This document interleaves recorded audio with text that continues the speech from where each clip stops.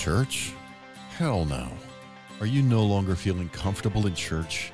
This podcast is for individuals who are desperately missing God, but don't know how to find Him.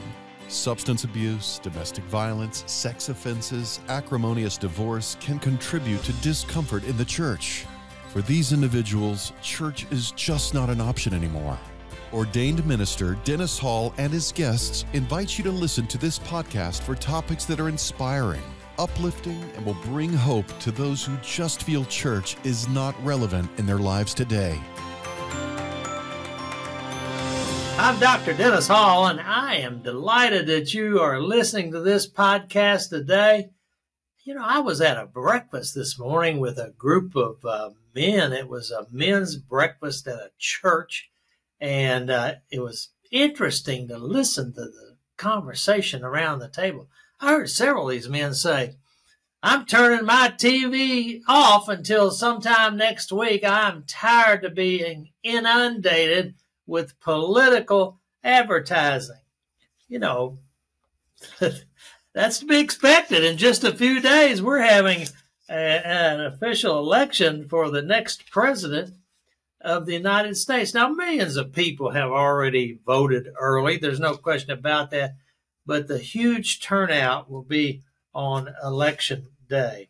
And, you know, our radios and televisions and smartphones and our laptops are just full of commentary about the election and then the election campaigning from all of the candidates and these political action committees, all campaigning for their candidate. And we should expect this to happen. And, you know, I've spoken on this podcast over the last several months on a number of moral issues that are facing voters in America. And, you know, frankly, I'm like many others who think this election is about moral choices that the public has never had to deal with. And, you know, I've never intended this podcast to be a political podcast in any way, but as an ordained minister, I just feel like I need to speak up about some things.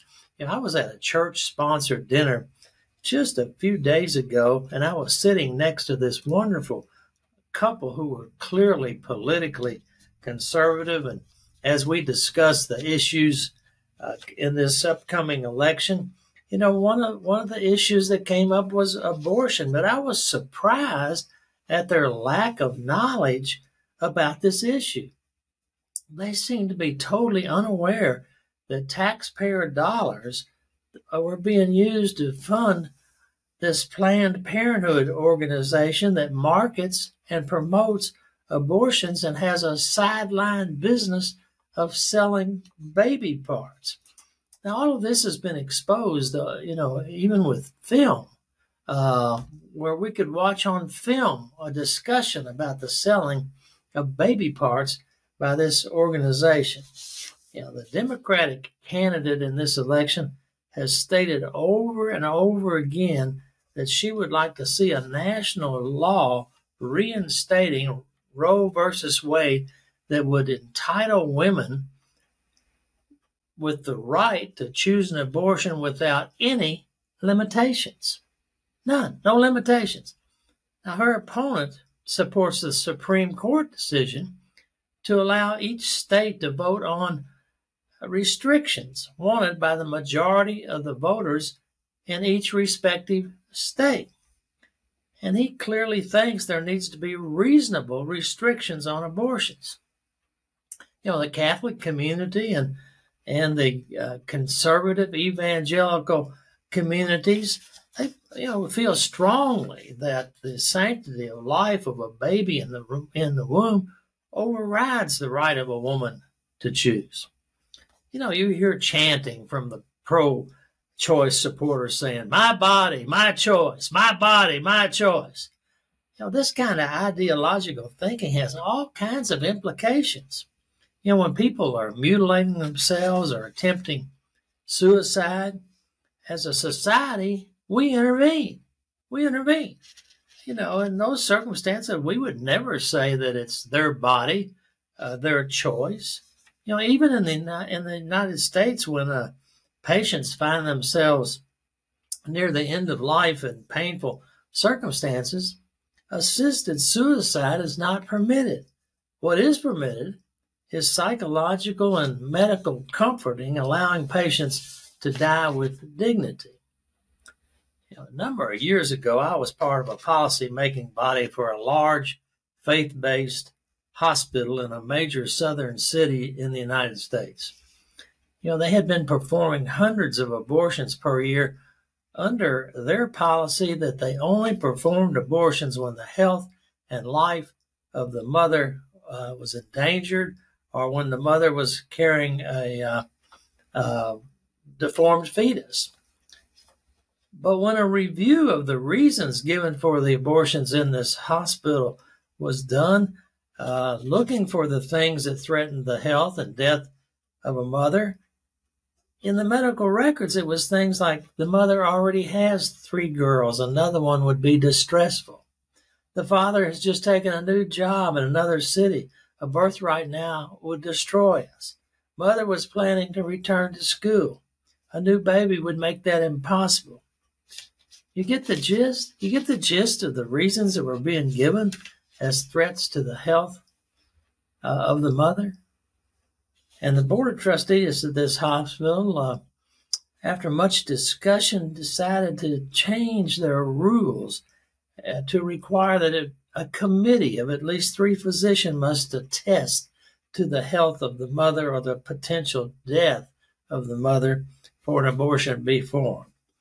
The policy also permitted that in the case of rape or incest, that it had to be reported to a police agency to justify an abortion. And their policy also allowed abortions to be done when there was a deformed fetus. Guess what? After they adopted this policy, the next year, only one abortion was performed, and it was because of a deformed fetus. So from 500 or 600 abortions per year to only one.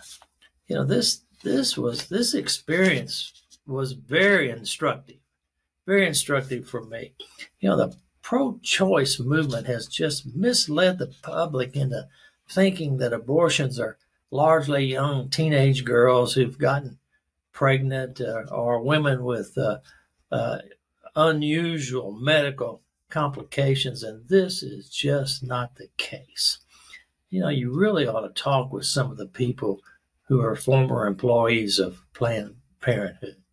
Since 1973, more than 63 million abortions were performed in the United States since the original passage of Roe versus Wade. For those of us who believe in the sanctity of life and what God has taught us about the creation of life in the Scripture, this is a sickening statistic. The only thing that I can say is that may God have mercy on the United States for allowing this kind of barbaric tragedy to unfold. We have had, over these decades, the most barbaric approach to abortions in the world. There's no other Western country, or even let alone other more primitive countries, that has this kind of barbaric approach to abortions. In this current presidential election, you have the opportunity to choose the party that's going to stem this kind of evil that has existed in our society. And that's what it is. It's good versus evil. And on the eve of this presidential election, where literally millions have already voted, I heard a young minister talking about the election on the internet. And he made it very clear that he viewed the Democratic Party of today as a death cult under the power and influence of Satan.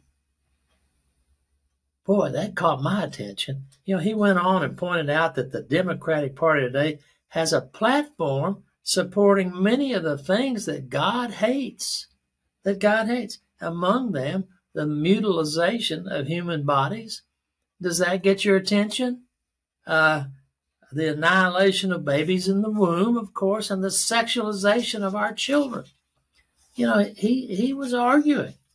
And I guess I'm arguing today also that, we have the opportunity in this election to stem the tide of evil and the erosion of morality in the United States. And now in his presentation, he recognized that both of the candidates for president are what he called broken people.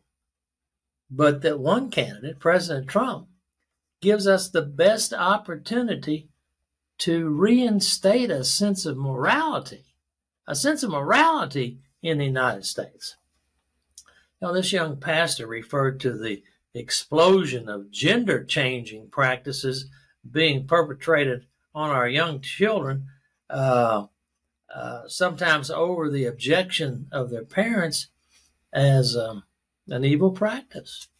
I've tried to study this situation extensively, and it appears to me, based on everything that I've studied and read, that all the medical evidence suggests that gender confusion among young people naturally resolves in 95% of the individuals by the time they're 18 years old. And despite that information, medical professionals, yes, they're mutilating the bodies of teenage children with surgical procedures in an effort to change their gender. We're now beginning to see some of these children, as they mature into adulthood, speak out and against what was done to them. Just in the last few days, a major medical study of children who were given chemical puberty blockers in an effort to change a child's gender was finally released. The idea of this chemical approach is to stop the body's normal development of the sex of a child that was given at birth. In other words, in a male, production of testosterone is stopped chemically. It stops the development of the deeper male voice and facial hair and all the things that we associate with the appearance of a male. And in a female, the production of estrogen is stopped, which suppresses breast development and halts menstrual periods. The idea then is to give the child hormones for the gender that they are identifying with. This study has just been released. It had been intentionally suppressed for some time. A federally funded study that had been intentionally repressed. And I think it was because the results of the study was not what they were hoping. The study really tells us that the emotional and mental distress that doctors have been using to justify puberty blocking chemicals didn't occur. In other words, it was ineffective. And so we have to ask the question, why are we trying to change the gender of young children with so much medical evidence that it's not warranted? And frankly, it's considered an evil practice by so many people. It's been reported that educators are asking children in grade school what gender they'd like to become. I almost want to say, are you kidding me? You're asking a third grader what gender they'd like to become? Now look, not only has the Democratic Party supported these practices, but their presidential candidate has stated that she will advocate to use taxpayer money to facilitate sex change operations for prisoners and military personnel. In her words, as an effort to support the movement. What do you mean, the movement? No wonder some are beginning to view the Democratic Party as having satanic influence. These kind of evil practices are infiltrating institutions all across America. One of my friends has a daughter who recently graduated from medical school, and she's interviewing for residencies. And it's an understatement to say that this young woman from a Christian family was taken aback when she began to encounter in her interviews that she would have to agree to participate in sex change procedures and abortions. What's going on here? We should be asking ourselves, what is going on? We've been warned in the scripture to stay alert and be of sober mind, that, our enemy, the devil, prowls around like a roaring lion looking for someone to devour. Resist him. Stand firm in the faith. 1 Peter 5:8. This young pastor, he also spoke out against the sexualization of our children. Now, what are we talking about? The sexualization of our children. Now, just think about the things that we're seeing in the news and people are encountering in their communities. Groups all across America have been fighting against the availability of books in school libraries that discuss gay lifestyles in explicit detail. So explicit that when parents have brought the books to school board meetings and begin to read them, they're suppressed as though they're reading some pornographic information. But groups want them in school libraries. If you've been paying attention to the news, you also know that there's been hue and cry against inviting these drag queens to conduct story time for children in public libraries. Now look, we all know how impressionable children are. These things are just evil practices being perpetrated on our children. And when you couple these things with educators asking young people, maybe as early as grade 3, what gender they'd like to be, well, it's reasonable that gender confusion would be exploding among young people. And frankly, it's not just these things that are being, directly perpetrated on our young children that's resulting in this sexualization of our children.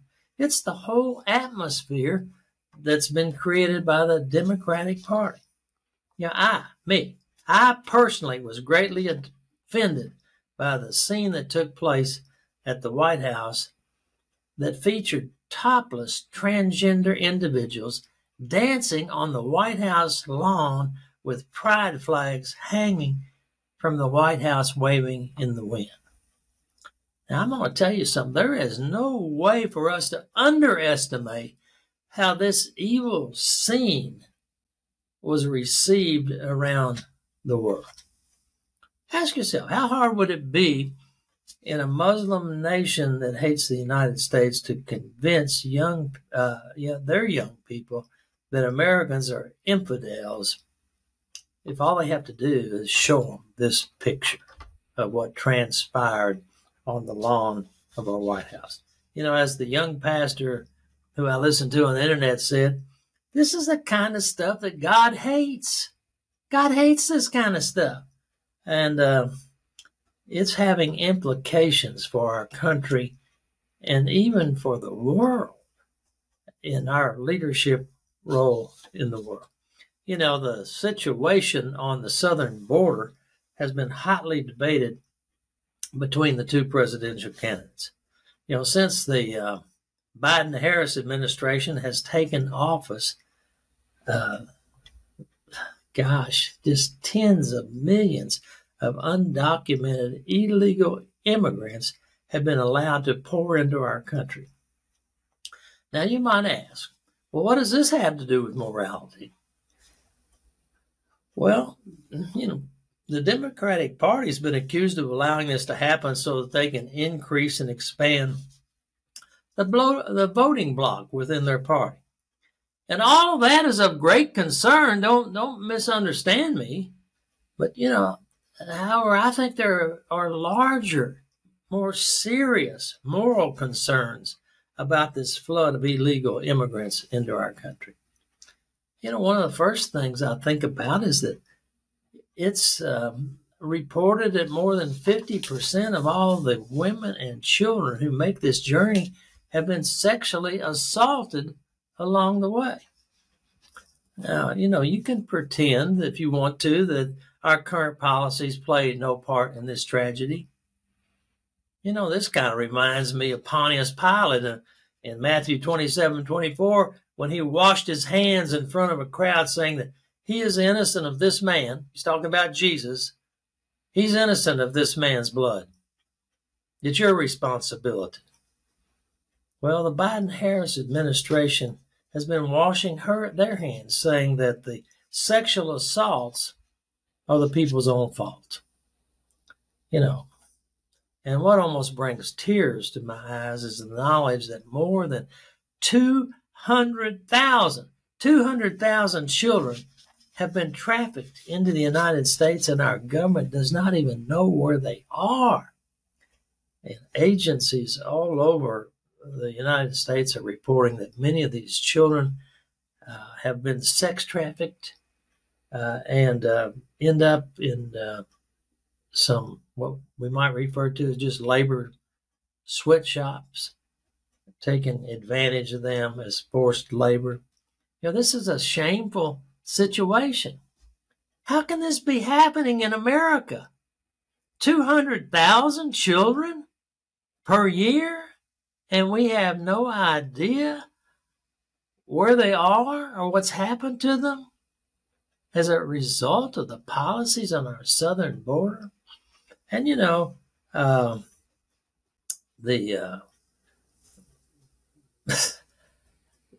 Kamala Harris, the Democratic candidate, keeps saying she's prepared to sign a bipartisan bill that will largely eliminate the problems on the southern border. Well, I've read that bill, and that bill does not put any limitations on children illegally being trafficked into this country. And by the way, it allows millions of illegal immigrants to continue to pour into the United States. It will do nothing. I mean, what kind of moral conscience does our country have to have policies that would allow this to go on? It's disturbing to me. And, of course, we know about all of the criminals and gang members and others who've been part of the millions of people who've poured in here undocumented, unvetted, and now we're seeing the assaults and the rapes and murders and other criminal activities break out all across the United States. And the Pontius Pilate hand washing continues to occur with this current administration rejecting any responsibility for the moral collapse that's taking place at the southern border. And isn't it interesting that when Kamala Harris was asked if she could think of anything she would change during the last 4 years, and she said she cannot think of anything. She could not think of anything. So what's causing this serious erosion of morality in the United States? Now, we're all aware that Americans have gradually stopped attending church in large numbers. In the 1970s, 70% of Americans went to a church or a synagogue on a regular basis. Today that number has slipped to barely 20% of Americans attend church on a regular basis.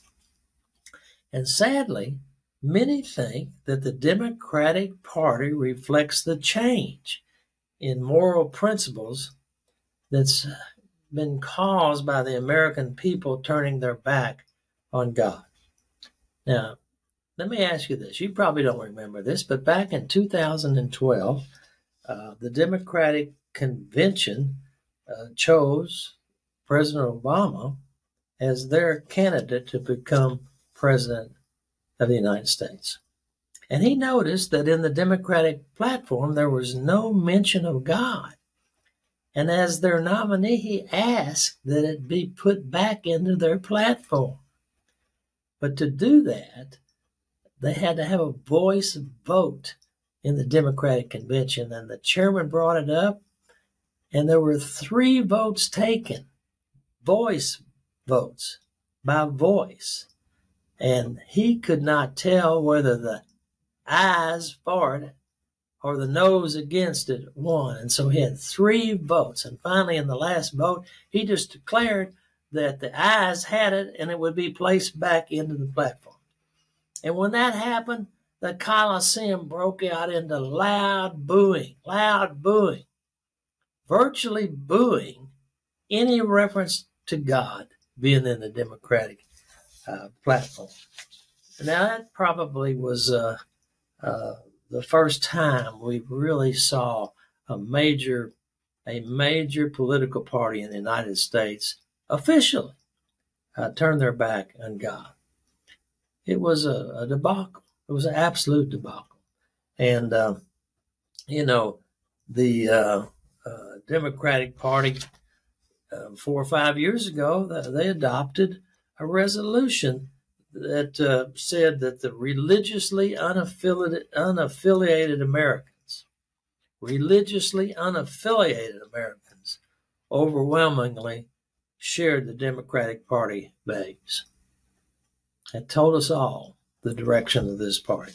This resolution and their platforms that have basically reflected the removal of God should raise eyebrows among all people of faith across all political stripes who have any sensitivity and care about religious values, and begin to wonder how are Christian citizens going to be able to live out our faith and beliefs in the public square.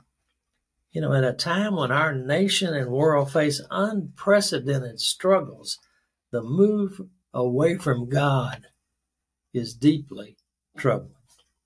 When we're no longer a nation that feels that we are accountable to a higher power, all we can do is hope and pray that somehow faith in God will remain important and respected in American politics.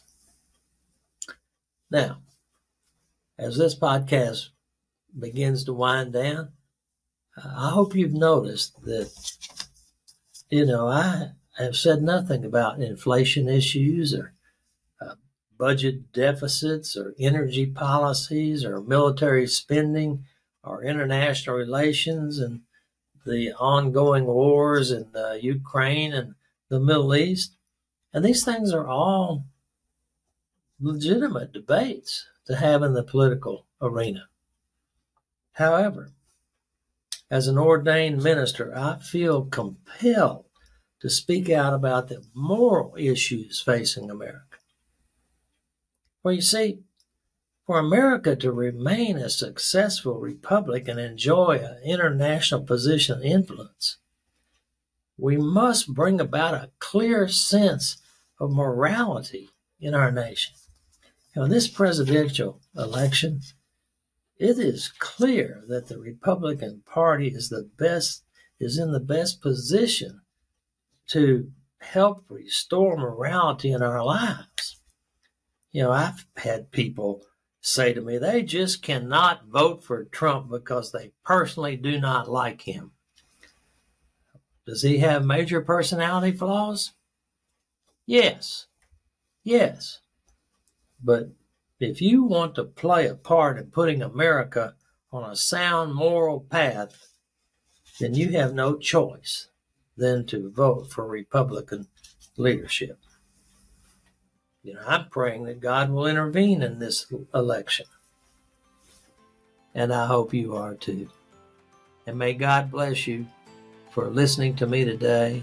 And may God bless our nation as this election unfolds. Thank you.